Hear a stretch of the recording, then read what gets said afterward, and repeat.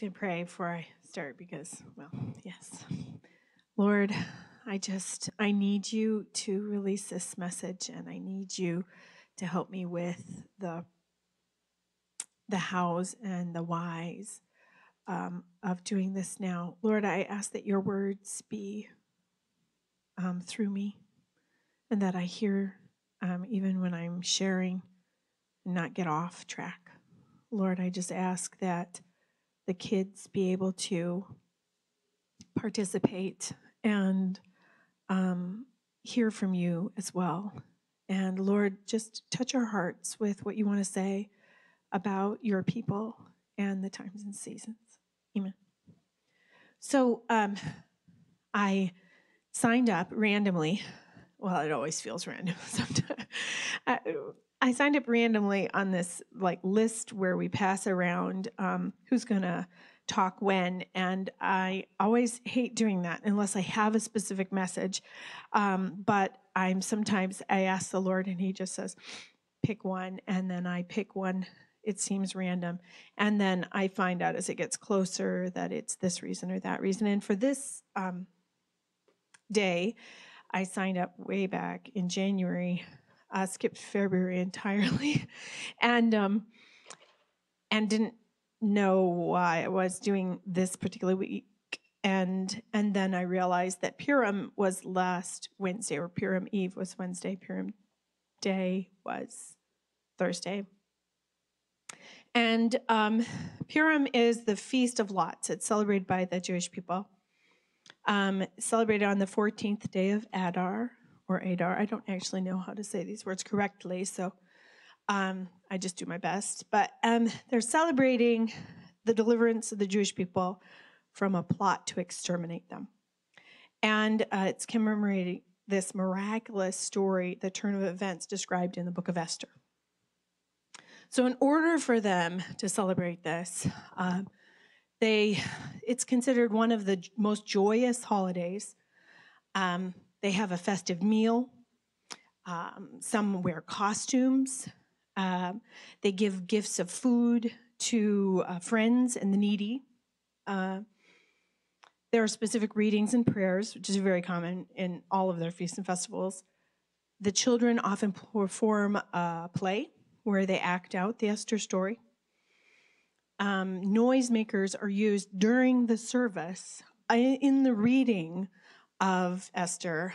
Every time that Haman, who is the bad guy in the story, every time his name is said, people boo and stomp their feet and clap sticks together and make a lot of noise. And the whole idea is to cover up his name. We're not going to listen to that name. Now, it's really funny because when you're researching the feasts and festivals, a lot of times they're very solemn, they're very serious. Sometimes they're very, joyful, but they're taking these seriously about all the feasts and festivals, except for this one, which they do take seriously, but they take it in a totally different way. They take it and they go crazy with it. And this is one where there's all this back and forth about the tradition of using noisemakers in synagogue for the reading of the Esther story and whether or not that's respectful or not. And basically they opted on the side of use the noisemakers, and that this is just a really festive, get crazy, wild holiday. So much so that part of the tradition has drinking involved in it. It comes from the beginning part of the story of Esther, where King Ahasuerus is having a gigantic feast of wine that lasts for 180 days and then has another 7 days. And so there are some customs that have to do with drinking wine at the feast. At some point, some rabbi, I'm not going to attribute it to any right one, Rava, I'm going to say, found it on Wikipedia. I'm not sure it's, 100%. But he said that you should drink on Purim until you can no longer distinguish between Arur Haman, which is cursed is Haman, and Baruch Mordecai, which is blessed is Mordecai. So this is a feast that often people go to the point of drinking excess. Now, other rabbis caution that you don't have to go that far and be responsible. Come on, people. So there's also the masquerading. I mentioned dressing up, masquerading. When you look into that, it does seem kind of linked, peripherally linked to the European Carnival, which happens in the first part of January, February. Anyway, the same kind of carnival that our Mardi Gras has some connection with. And the way that it's talked about for the Jewish people is it's reflecting God who is disguised in the book of Esther. So this is the only book that doesn't mention the Lord or talk about praying to him. And so he's throughout the whole story. There's all of his influences there, but he's not directly mentioned. It's the only book of their that they study in that way. And so it's the idea that he's disguised throughout the whole story. In fact, I found some, but I didn't write it down, that refers to the name of the Lord being an acrostic of a couple of the phrases, like the first letter of this or that passage refers to Yahweh in the text. I only came across that in one spot. I don't know how, there's so much when you're researching Jewish feasts and festivals, there's so much that's intermixed. There's so much that comes straight from the tradition, a lot of unclarity about why they're doing this tradition. Some people spending a lot of time and really digging in and pulling apart each word and coming up with one reason why they're doing it, not unlike how we all read the Bible and how we have different Christian traditions. But so when you go looking, it doesn't mean that everyone actually believes it that way or knows why they're doing it that way or so forth. So there's a lot of man mixed into the God-ordained things as well. Let's see. So Esther, her Hebrew name in the book is Hadassah. And that means myrtle, which I kind of looked up because I always thought, why the names of the people named the way they are. Myrtle is a plant.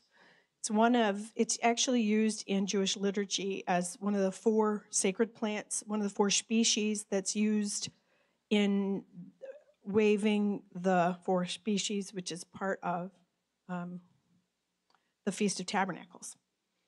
So myrtle is one of those. It has a fragrance, but not a pleasant taste. It's credited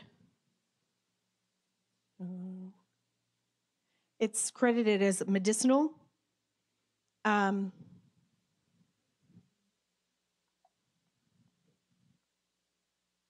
It's often used as a myrtle branch given to the bridegroom as he enters his nuptial chamber before the wedding. I'm scanning here. Myrtle leaves are added to the water in the final rinsing of the head in a certain tradition of the ritual washing of the dead. So it just gives you a sense of its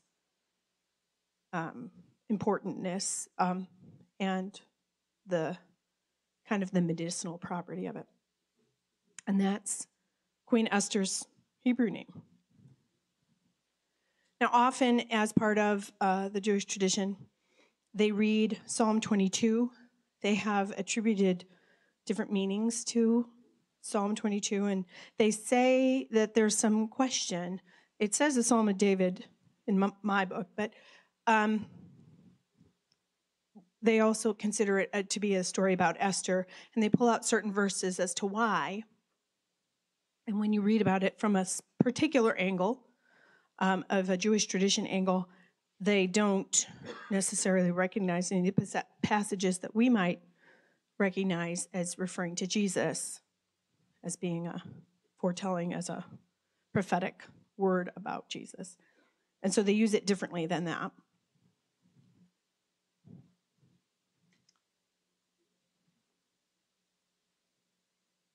And every time I do the Feasts or Festivals, what always surprises me, and David and I were just talking about this, is that I've done Purim with the kids, down in kids' church, my own kids, and every time I do it,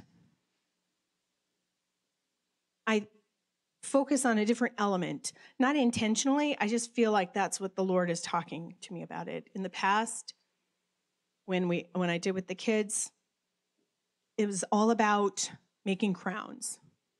And we talked about Esther becoming a queen. We focused on that. Another time we did it, it was about the play. It was about the story. And then Mordecai does this, and Haman did that, and Esther does this, and here's our play. And so we're acting out the play, the story of Esther. Many times I get moved by the conversation that Mordecai and Esther have where, and I'm not mentioning specifics mostly because we're going to read it with the kids. So Mordecai and Esther have a conversation, and he confronts her and says, don't think you're safe in the palace. This decree that's against all Jews will be against you too. God will deliver us. Well, he doesn't say God because this is Esther, but he says deliverance, help will come from somewhere else. But you and your house will perish. You're basically choosing what your destiny is going to be in this moment. Don't think you're just safe and you're going to let somebody else do it. Because if you do let somebody else do it, it will happen. Don't think it's not going to happen, but you will miss out.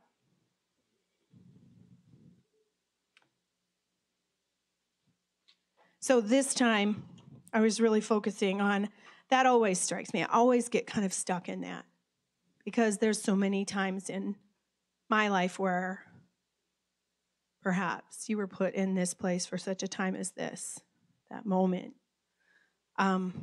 where I feel called to be bolder, be braver, speak truth, and don't let somebody else do it because somebody else will speak truth in love. But then what am I missing out on? That's sort of my season that's happening right now. And in this time, in conjunction with that, I was really struck by some of the stuff that I was reading about Haman and his role in the story. One of the things that I discovered was how Haman is our bad guy. He's an antichrist figure. He is an accuser of the Jewish people. And what I came across was some historical evidence of Adolf Hitler during World War II actually lining up with that Antichrist spirit.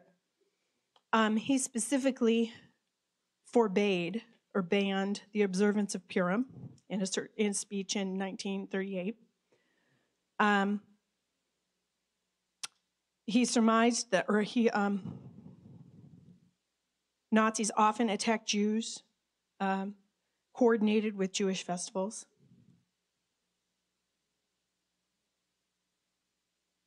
He said, or somebody said, let's see here, in the day after Kristallnacht, which was when in Vienna, in Austria, all of the German people revolted against the Jewish people and broke all this windows and glass and looted and took, and that was called Kristallnacht.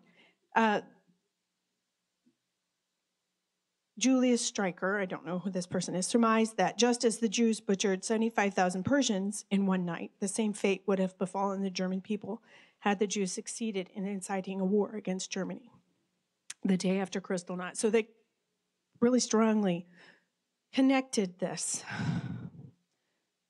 At in 1943, the Nazis shot 10 Jews from the Piotrków ghetto on Purim evening. On Purim that same year, over 100 Jewish doctors and their families were shot by Nazis. And let's see. That's right. They attacked the Jews and often coordinated with Jewish festivals. 10 Jews were hanged to avenge the hanging of Haman's 10 sons, and they specifically referred to it. All this, I guess, I'm bringing up because I'm thinking in my heart, okay, so this is a real spirit, which we knew. And how have I agreed with it? I came across a quote that more Christian anti-Semitism and anti-Semitic statements have been made regarding the book of Esther than any other book in the Old Testament.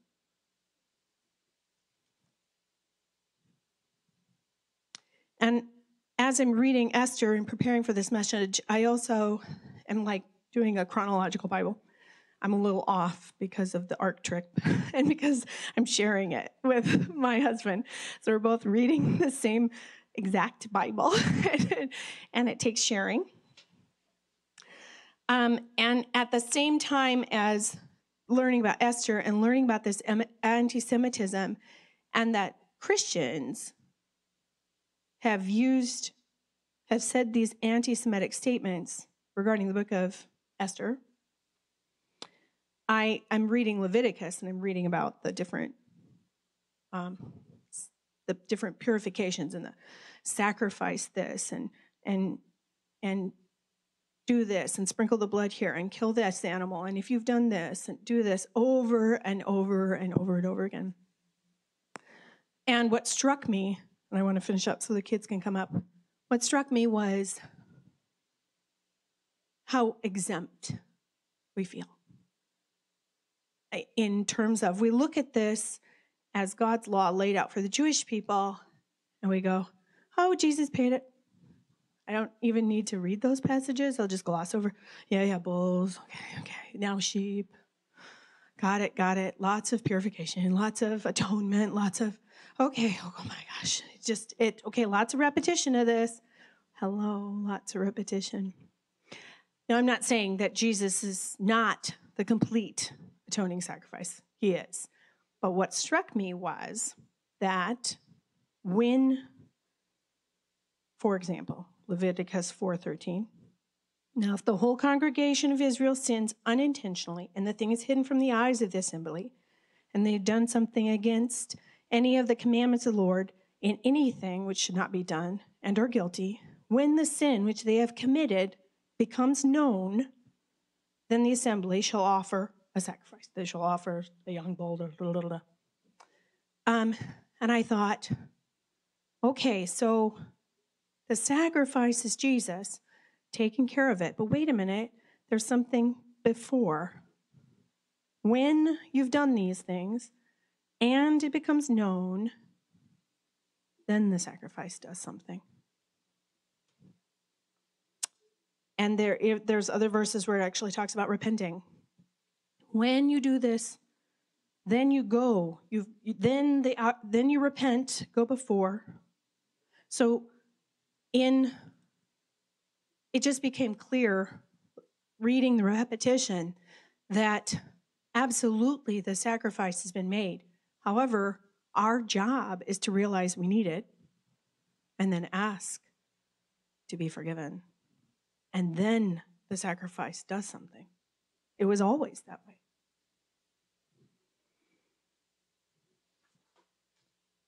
So the question comes real briefly, and this is just a point of prayer. If this Jewish feast and festival is in the Bible, and part of it says to celebrate it, and we're not doing it, okay, maybe I don't know to do it. And then I know that there's a history of the Christian church being anti-Semitic toward God's chosen people and using these chapters I don't know, there's something very powerful. Where does that come from? Where does that feeling exempt come from? Feeling like it doesn't refer to me. When I have been grafted in to that vine. And some of it is from a history in the church of replacement theology, which I won't go into. But I would, just as we go forward, and we read the Esther story, and we celebrate and make lots of big noise, that we also remember, how have I agreed with that anti-Semitic spirit, that spirit that wants to annihilate, to destroy, to make my sister not first, not the firstborn. And how have I agreed that somehow my belief that I have been put in the place of, and that sister, that family member doesn't matter anymore. So just, as we use the prayer room, as we come before the Lord, let some of these things that seem wholly other and Jewish and foreign and weird, let it start to say, okay, so if I have someone from another country that's related to me, and they have these traditions and festivals and feasts, and I go to visit them, and then I do them, how much closer do I become to them? And part of it is just recognizing that we're related, that we didn't replace anyone, and that the same promises that the Lord gives to his people are comfort to us because he's faithful to them. He hasn't given up on them. He hasn't destroyed them, and he has great plans for them. Those same promises mean that he is faithful to me when he promises to me. It doesn't mean he's faithful to me instead. So we are going to invite the kids up. Can you get them? And on the front row, there are some costumes. The kids get to choose first. I know you're dying to put on princess dresses, but they won't fit. However, there are a few masks that might get left over, and if you so choose, you can put on a mask or fancy gloves. I don't know. So they'll come up, and I will read through the Esther story. I've cut out some of it, but not all of it. And if at some point I lose the children, we'll quickly fast forward to the point of the end. If I lose them so thoroughly, that's what we'll do. We'll skip ahead. Know that it all turns out well from the get-go. And then we will be making noise every time Haman's name is mentioned. Right. You can go, boo. Dave's going to have little signs like in old-time radio and plays, and he'll hold up a boo, and he'll hold up a, praise the Lord. We'll say, praise the Lord. I'll tell the kids this too. We'll say, praise the Lord when Mordecai is mentioned, and then we say, Yahoo, I think. Hooray, when Esther is mentioned. And then Haman gets lots of noise. Now, because we are small, but we still need and want to make a big noise, we will also grab the instruments. They're just inside the door in a box. So kids get first choice, and then we'll pass them around to the rest of y'all. And you can bang it, shake it. Every time Haman, not the others, we want to hear their names. We don't want to lose sight. We don't actually want to be deaf spiritually or physically. All right. So kids, grab your costumes.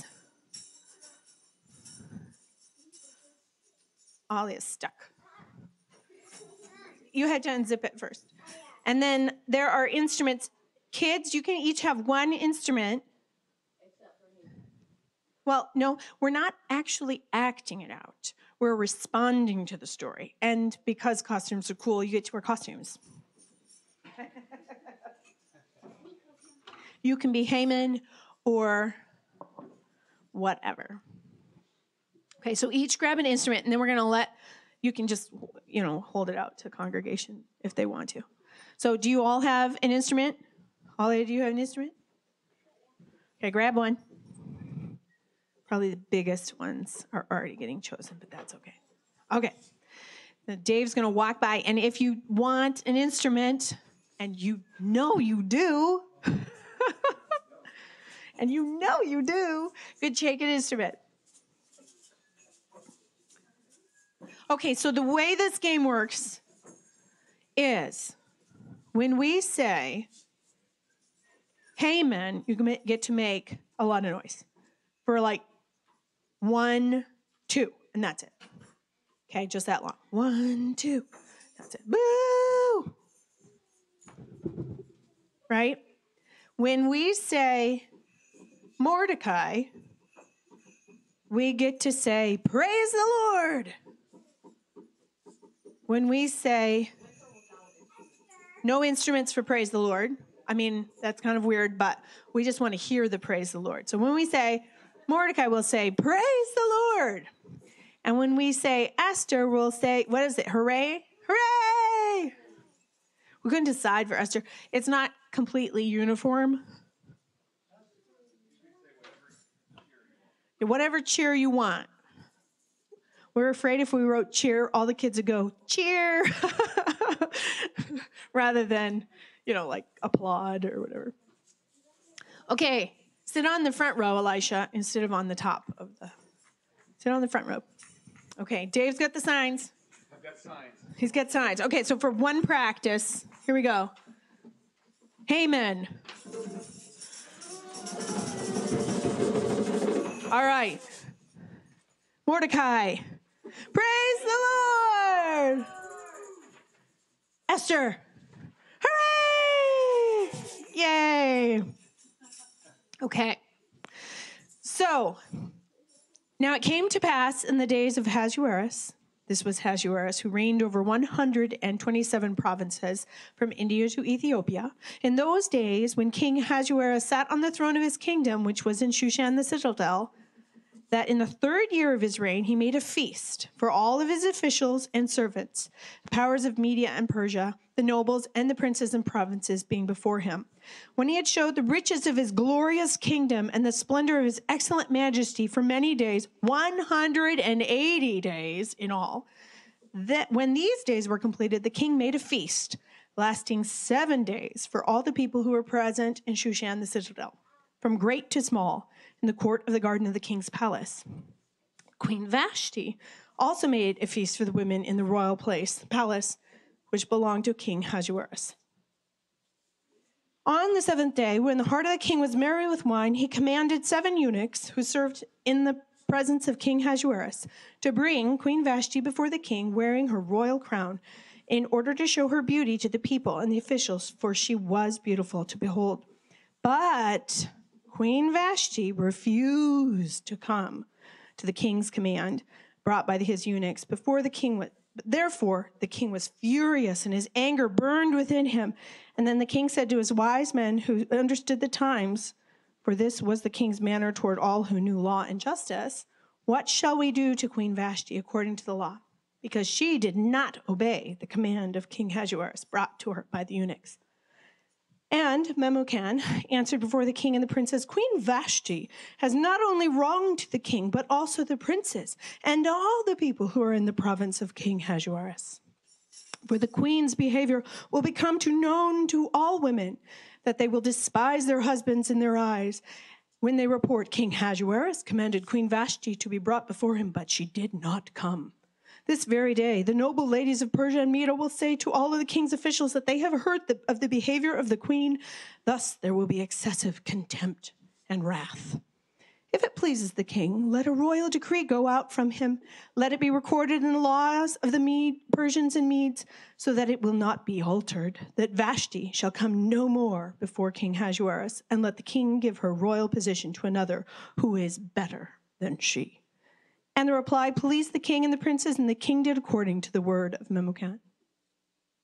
After these things, when the wrath of King Ahasuerus subsided, he remembered Vashti and what he had done, and what had been decreed against her.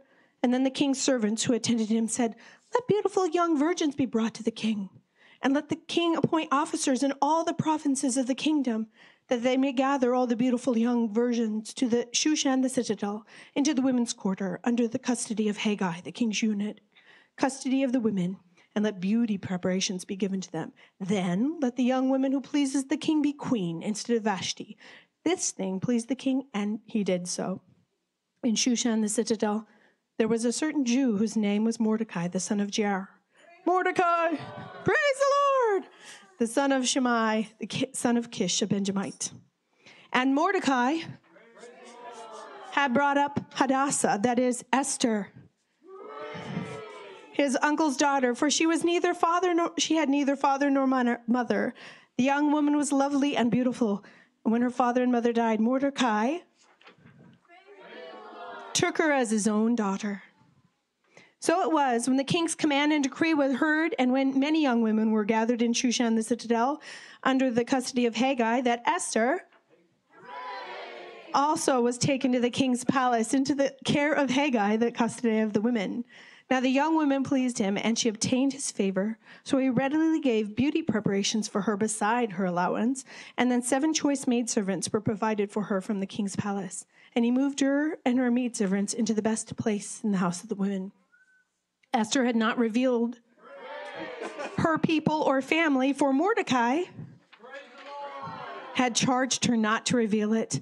And every day Mordecai paced in front of the court of the women's quarters to learn of Esther's welfare and what was happening to her. Each young woman's turn came to go to King Ahasuerus after she had completed 12 months' preparation according to the regulations for the women. For thus were the days of their preparation apportioned: 6 months with oil of myrrh, and 6 months with perfumes and preparations for beautifying women. Thus prepared, each young woman went to the king, and she was given whatever she desired to take with her from the women's quarter to the king's palace. Now when the turn for Esther, the daughter of Abihail, the son of the uncle of Mordecai, who had taken her as his daughter to go to the king, she requested nothing but what Haggai, the king's eunuch, the custodian of the women, advised. And Esther obtained favor in the sight of all who saw her. So Esther was taken to King Ahasuerus into his royal palace in the 10th month, which is the month of Tebeth, in the 7th year of his reign. The king loved Esther more than all the other women, and she obtained grace and favor in the sight of more than all the virgins. So he set the royal crown upon her head and made her queen instead of Queen Vashti. Then the king made a great feast, the feast of Esther, for all his officials and servants, and he proclaimed a holiday in the provinces and gave gifts according to the generosity of a king. When virgins were, now Esther had not revealed her family and her people, just as Mordecai had charged her. For Esther obeyed the command of Mordecai as when she was brought up by him. Sorry about that. That was a twofer. In those days, while Mordecai sat within the king's gate, 2 of the king's eunuchs, Bigthan and Teresh, doorkeepers, became furious, sought to lay hands on King Ahasuerus. So the matter became known to Mordecai, and he who told Queen Esther, and Esther informed the king of in Mordecai's name. And when all inquiry was made into the matter, it was confirmed, and both were hanged at the gallows. And it is written in the book of the Chronicles in the presence of the king. After these things, King Ahasuerus promoted Haman, the son of Hammedatha, the Agagite, and advanced him and set his seat above all the princes who were with him. And all the king's servants who were within the king's gate bowed and paid homage to Haman. For so the king had commanded concerning him. But Mordecai would not pay homage. Then the king, when Haman saw that Mordecai did not bow or pay homage, you ready? Haman was filled with wrath. Oh! But that he disdained to lay hands on Mordecai alone, for they had told him of the people of Mordecai. Instead, Haman sought to destroy all the Jews who were throughout the whole kingdom of Ahasuerus, the people of Mordecai. In the first month, which is the month of Nisan, in the 12th year of King Ahasuerus, they cast pur, that is, the lot, before Haman to determine the day and month until it fell on the 12th month, which is the month of Adar. Then Haman said to King Ahasuerus, "There's a certain people scattered and dispersed among the people in all the province of your kingdom. Their laws are different from all other peoples, and they do not keep the king's laws. Therefore, it is not fitting for the king to let them remain. If it pleases the king, let a decree be written that they be destroyed, and I will pay 10,000 talents of silver into the hands of those who do the work to bring it into the king's treasury." So the king took his signet ring from his hand and gave it to Haman, the son of Hammedatha the Agagite, the enemy of the Jews. And the king said to Haman, "The money and the people are given to you to do with them as seems good to you." And then the king's scribes were called on the 13th day of the first month, and a decree was written according to all that Haman commanded. In the name of King Ahasuerus it was written, sealed with the king's signet ring. And the letters were sent by courier to all the king's provinces to destroy, to kill, and to annihilate all the Jews, both young and old, little children and women, in one day, on the 13th of the 12th month, which is the month of Adar, and to plunder their possessions. A copy of the document was to be issued as law in every province, being published for all people, that they should be ready for that day. The couriers went out, hastened by the king's command, and the decree was proclaimed in Shushan the citadel. So the king and Haman sat down to drink, but the city of Shushan was perplexed. When Mordecai, praise the Lord, learned all that had happened, he tore his clothes, put on sackcloth and ashes, and went out into the midst of the city. He cried out with a loud and bitter cry. He went as far as the front of the king's gate, for no one might enter the king's gate clothed with sackcloth. And in every province where the king's command and decree arrived, there was great mourning among the Jews, and fasting, weeping, wailing, and many lay in sackcloth and ashes. So Esther's maids and eunuchs came and told, Esther's maids and eunuchs came and told her, and the queen was deeply distressed.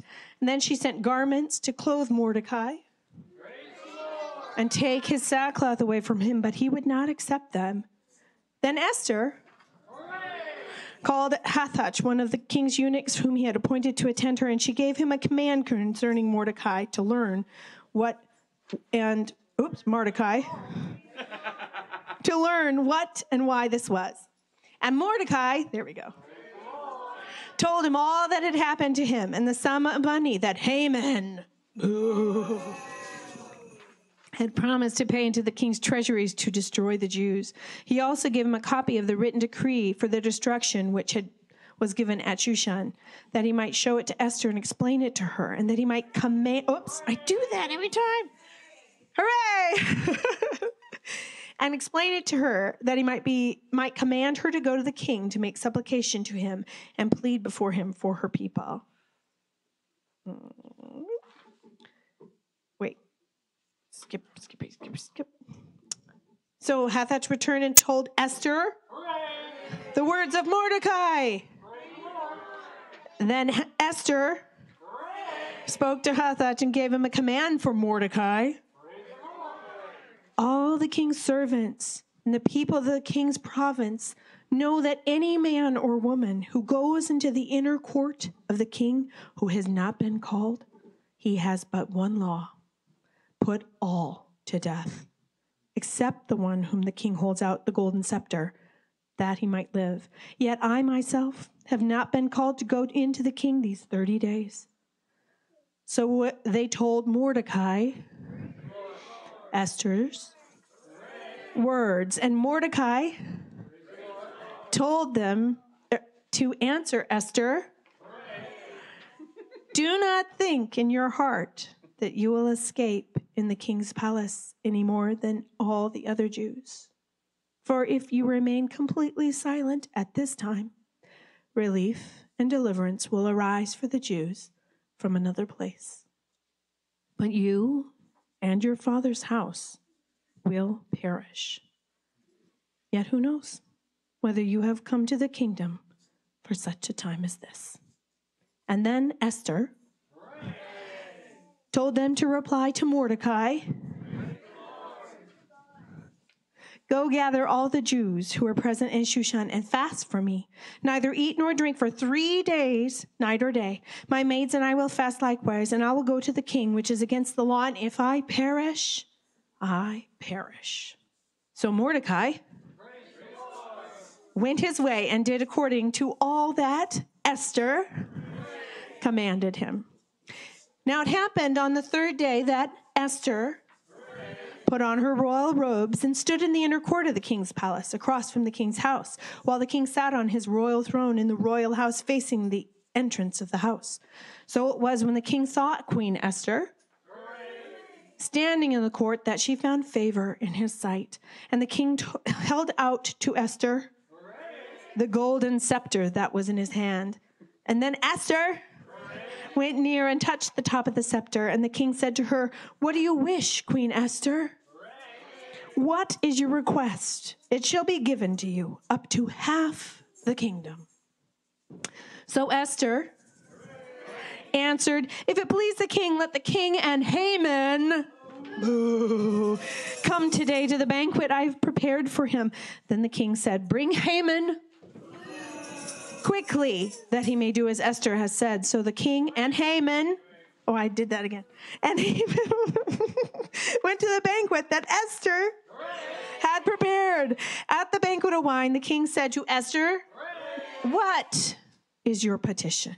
It shall be granted you. What is your request? Up to half the kingdom, it shall be done. And then Esther answered and said, my petition and request is this. If I have found favor in the sight of the king, and if it pleases the king to grant my petition and fulfill my request, then let the king and Haman come to the banquet which I prepare for them, and tomorrow I will do as the king has said. So Haman went out that day joyful and with a glad heart. But when Haman saw Mordecai in the king's gate, and that he did not stand or tremble before him, he was filled with indignation against Mordecai.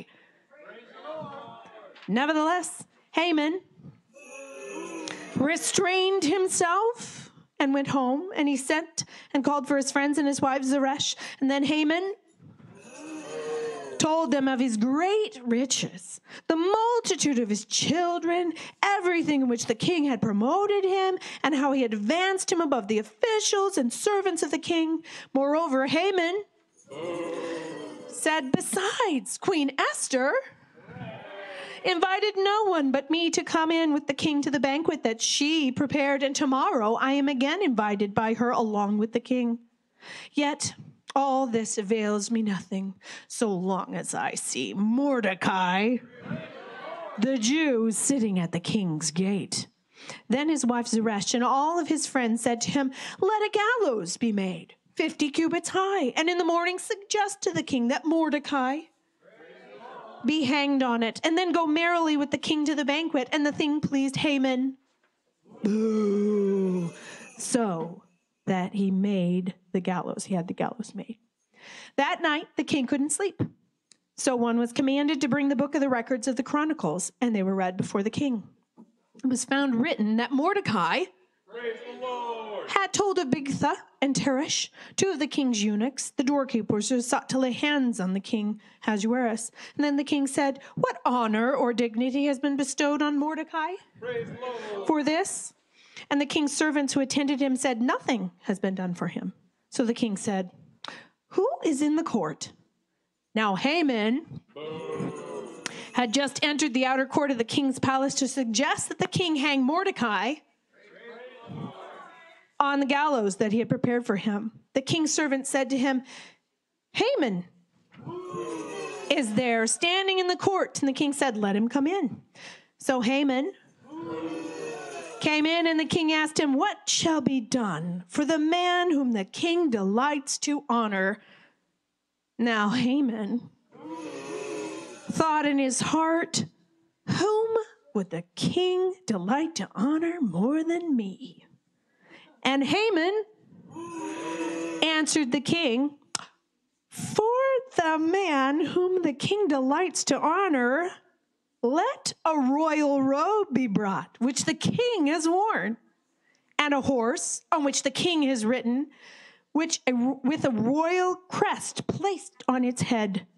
Then let this robe and horse be delivered to the hand of the one of the king's most noble princes, that they may array the man whom the king delights to honor, then parade him on horseback through the city square, proclaim before him, thus shall it be done to the man whom the king delights to honor.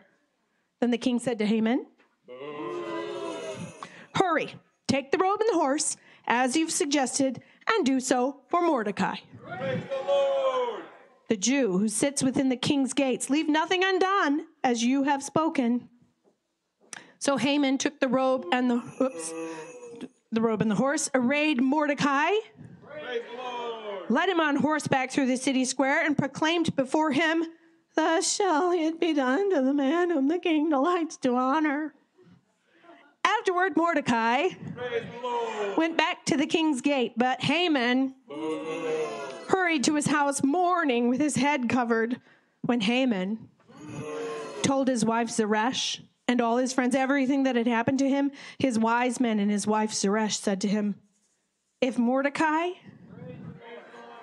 before whom you have begun to fall, is of Jewish descent, you will not prevail against him, but will surely fall before him. While they were still talking with him, the king's eunuch came and hastened to bring Haman to the banquet which Esther, hooray, had prepared. So the king and Haman went to dine with Queen Esther. Hooray. And on the second day at the banquet of wine, the king again said to Esther, Hooray. what is your petition, Queen Esther? It shall be done you. It shall be granted you. And what is your request? Up to half the kingdom it shall be done. Then Queen Esther answered and said, if I have found favor in your sight, O king, and if it pleases the king, let my life be given me as my petition, and my people as my request. For we have been sold, my people and I, to be destroyed, to be killed, and to be annihilated. Had we been sold as male and female slaves, I would have held my tongue, although the enemy could never compensate for the king's loss. So King Ahasuerus answered and said to Queen Esther, who is he and where is he who would dare presume in his heart to do such a thing? And Esther said, the adversary and enemy is this wicked Haman. So Haman was terrified before the king and queen. Then the king arose in his wrath from the banquet of wine and went into the palace garden. But Haman stood before Queen Esther, pleading for his life, for he saw that evil was determined against him by the king. When the king returned from the palace garden to the place of the banquet of wine, Haman had fallen across the couch where Esther was. And then the king said, will he also assault the queen while I am in the house? As the word left the king's mouth, they covered Haman's face. Now Harbonah, one of the eunuchs, said to the king, look, the gallows 50 cubits high, which Haman made for Mordecai. Praise the Lord. who spoke good on the king's behalf, is standing at the house of Haman. Then the king said, hang him on it. So they hanged Haman on the gallows that he had prepared for Mordecai. Praise the Lord. Then the king's wrath subsided. On that day, King Ahasuerus gave Queen Esther Praise. the house of Haman, the enemy of the Jews, and Mordecai Praise the Lord. came before the king, for Esther Praise. had told it how he was related to her. So the king took his signet ring, which he had taken from Haman, and gave it to Mordecai. Praise the Lord. And Esther Praise. appointed Mordecai Praise the Lord. over the house of Haman. Woohoo! I almost want to read that one again. Now Esther Praise. spoke again to the king, fell down at his feet, and implored him with tears to counteract the evil of Haman, the Agagite, and the scheme which he had devised against the Jews. And the king held out the golden scepter toward Esther. Praise. So Esther arose and stood before the king and said, if it pleases the king, and I have found favor in the sight, the thing seems right to the king, and I am pleasing in his eyes, let it be written to revoke the letters were devised by Haman, the son of Hammedatha the Agagite, which he wrote to annihilate the Jews who are in the king's provinces. For how can I endure to see the evil that will come to my people? How can I endure to see the destruction of my countrymen? Then King Ahasuerus said to Queen Esther and Mordecai, Praise the Lord. the Jew, indeed, I have given Esther the house of Haman, and they have hanged him on the gallows because he tried to lay his hand on the Jews. You yourself write a decree concerning the Jews as you please in the king's name, and seal it with the king's signet ring. For whatever is written in the king's name and sealed with the king's signet ring, no one can revoke. And Mordecai wrote in the name of King Ahasuerus, sealed it with the king's signet ring, and sent letters by couriers on horseback, riding on royal horses bred from swift steeds. By these letters, the king permitted the Jews who was in every city to gather together and protect their lives, to destroy, kill, and annihilate all the forces of any people or province that would assault them, both little children and women, and to plunder their possessions. On one day, in all the provinces of King Ahasuerus, on the 13th day of the 12th month, which is the month of Adar. So Mordecai Praise the Lord. went out from the presence of the king in royal apparel of blue and white, with a great crown of gold and a garment of fine linen and purple. And the city of Shushan rejoiced and was glad. The Jews had light and gladness, joy and honor. And in every province and city, wherever the king's command and decree came, the Jews had joy and gladness, a feast and a holiday. And then many of the people of the land became Jews, because fear of the Jews fell on them. Now in the 12th month, that is the month of Adar, and the 13th day, the time came for the king's command and his decree to be executed. On the day that the enemies of the Jews had hoped to overpower them, the opposite occurred, in that the Jews themselves overpowered those who hate them. The Jews gathered together in their cities throughout all the provinces of King Ahasuerus to lay hands on those who sought their harm, and no one could withstand them because fear of them fell upon all people. And all the officials of the provinces, the satraps, the governors, and all those doing the king's work helped the Jews because the fear of Mordecai fell upon them. Mordecai. Praise the Lord. Sorry. Thus Jews defeated all their enemies with the stroke of the sword, with slaughter and destruction, and they did what they pleased with those who hated them. The 10 sons of Haman, the sons of Hammedatha, the sons of Hammedatha, the enemy of the Jews, they killed, but they didn't lay hand on the plunder. This was on the 13th day of the month of Adar, and on the 14th of the month they rested and made it a day of feasting and gladness. And Mordecai wrote these things and sent letters to all the Jews near and far who were in the provinces of King Ahasuerus to establish among them that they should celebrate yearly the 14th and 15th days of the month of Adar, as the days on which the Jews had rested from their enemies, as the month which turned from sorrow to joy for them, and from mourning to a holiday, that they should make them days of feasts and joy, of sending presents to one another and gifts to the poor. So the Jews accepted the custom which they had begun, as Mordecai had written to them, because Haman, there we go, the son of Hammedatha the Agagite, the enemy of all the Jews, had plotted against the Jews to annihilate them, and a Pur, that is the lot, to consume them and destroy them. But when Esther came before the king, he commanded by letter that this wicked plot which Haman had devised against the Jews should return on its own head, that he and his sons should be hanged on the gallows.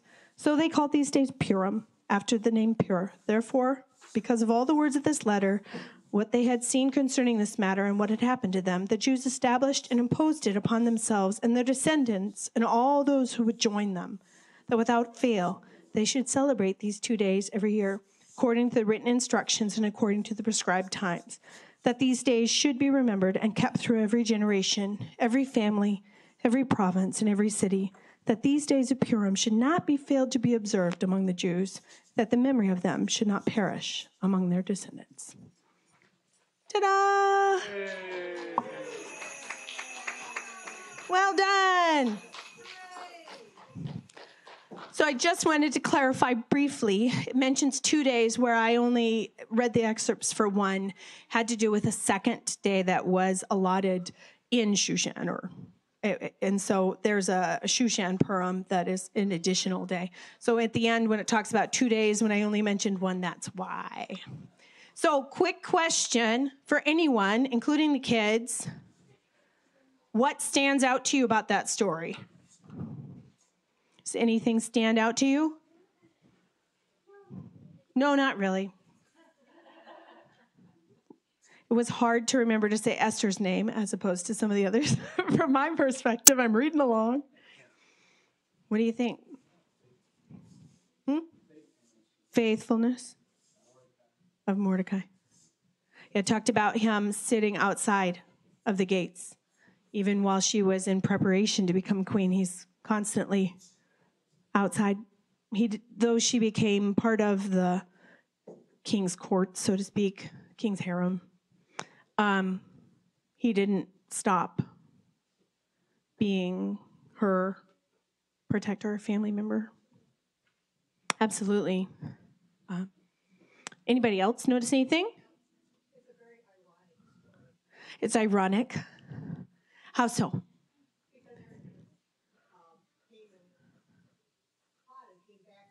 Right. Everything Haman plotted came back on him. Absolutely. It's interesting. It is ironic. I think it's also interesting because it's a foretelling of what happens in Revelation, with the idea of all of these armies camped around preparing to annihilate the Jews, and then Jesus comes. Not that there won't be loss, but that it will totally turn on its head, and that's part of what you connect with that Antichrist spirit. What else did you guys get?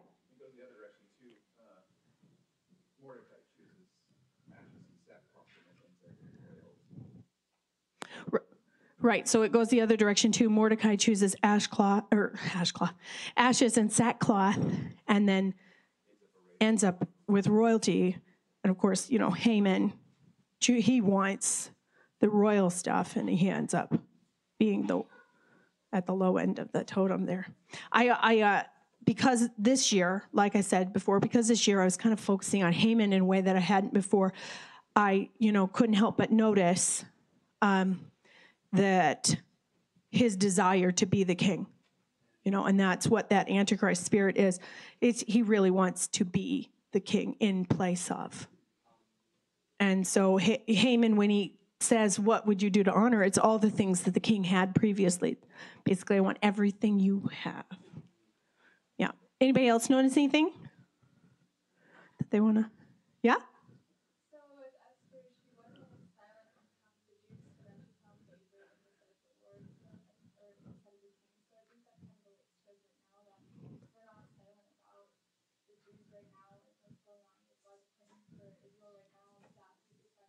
Right. So I'm going to repeat that just for the recording. But Esther, she wasn't silent on the side of the Jews, and because of that, she found favor, which lines up with right now. us being called to not be silent about what's happening to the Jews. And then knowing that the promise is that we will receive favor with the Lord. Absolutely. Anybody else notice anything? That's right. She did have good counsel. Yeah, that's right. Yeah. So that was our little Esther thing. I can't help but reading Esther and seeing all of these different parallels myself, and so I encourage you to look for them yourself as well, because you'll find them a lot better, that they'll become real to you if you read through it and look for them.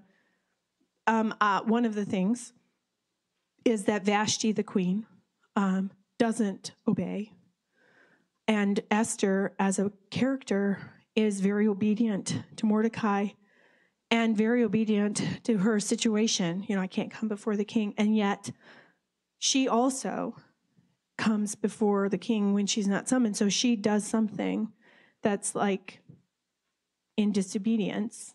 And yet, because it was with the Lord.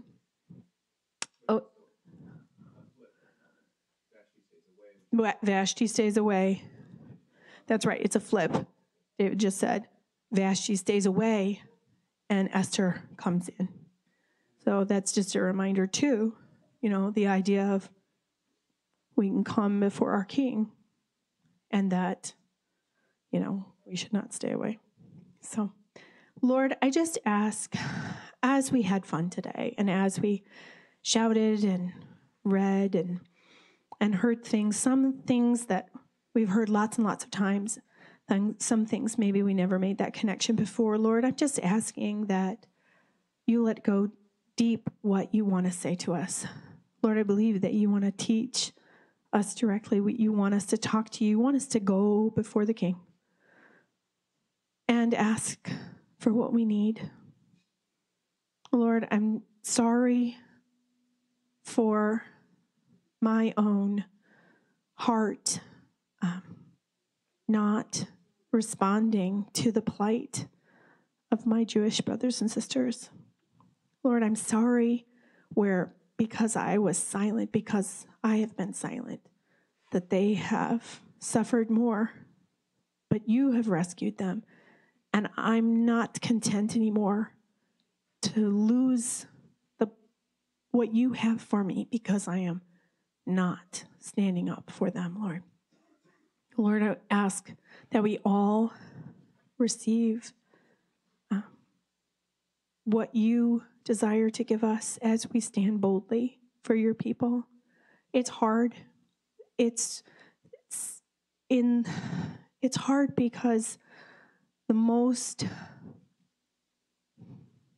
the people that shout out something anti-Semitic or something against the Jews, they do it in such a quick way, and then it's washed away, swept away so very quickly, Lord. And sometimes we miss it and realize it, after it's passed. But you're still calling us, even after it's passed, to call it back. Say, hey, look, I'm not okay with that. God's not okay with that. So, Lord, give us boldness when the opportunity arises. Don't let it just come out and slide away quicker, slippery, like a snake. Lord, we just ask that you give us a heart for your people, a true heart, a real heart. Amen. Yay. Lena or Lonnie? No, it's your chance. No.